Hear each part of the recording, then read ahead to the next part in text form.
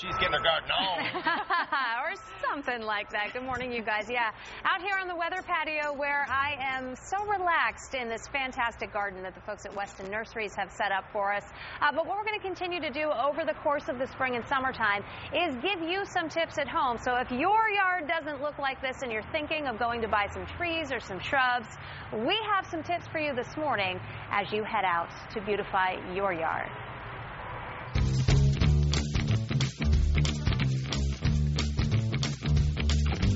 All right, it's a beautiful day, and soon it will be warm enough to start doing all sorts of planting. Maybe you want to buy something new.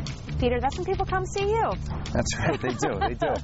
And the first thing I say to them is, all right, tell me about your specific site. The most important thing is it sunny, right, or is it shady? Or is it both? It could be a mix. So different plants like different areas, and it's very important that you select the right plant for the right location. So we spend a lot of time talking to customers about that. And you should know that before you come in, how much sun it gets and things like that. Right, you should actually bring in pictures. Okay. And then say where the sun is within the... That's a good tip? Yeah, that's a good tip. All right, so once you know your location and you know what you're looking for, how do you know what to look for in a specific plant?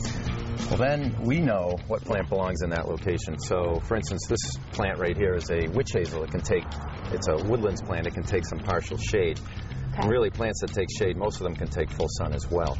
So we pick the right plant. What do you look for in the plant? This plant right here... It looks even to me, just with my inexperienced eye. It's a crooked grower by nature. Yep. It's an understory plant in the woodlands.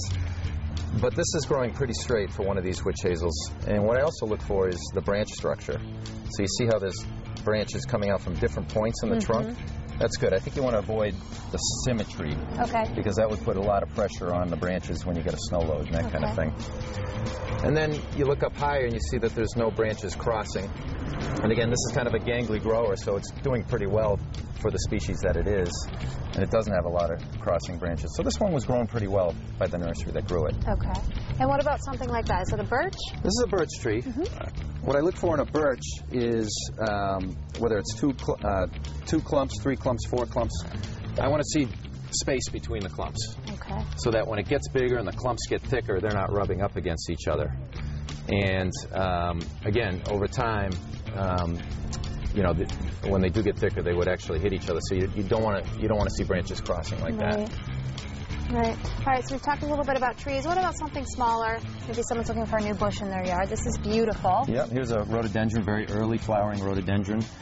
And with these, you just want to make sure they have a solid base, that it's not just a lollipop coming out of the soil. Skinny at the bottom is not good. It right, needs to be a little thicker. Right, and that'll give it more strength, again, for snow load and just general endurance over time. And then with the pot, you always want to see that the trunk isn't too big for the pot size that it's in. If you see a big trunk like this, then you want to check the roots. Make sure it hasn't been there too long. Yeah, and this one looks okay. I can squeeze it a little bit. The roots aren't circling around. Right. So this plant, the trunk is the right size for the pot. This is a good plant. So it's a keeper.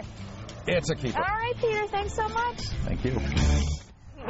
Definitely a keeper. And out here in the garden this morning, all sorts of plants. We are going to continue to have these tips for you all summer long. If you missed the last one we did, it was about transplanting. You can check that out on our website. Of course, myfoxboston.com. It's on the morning news page. I think I have to come inside soon, guys. Back to you. But it's so peaceful out here with the fountain.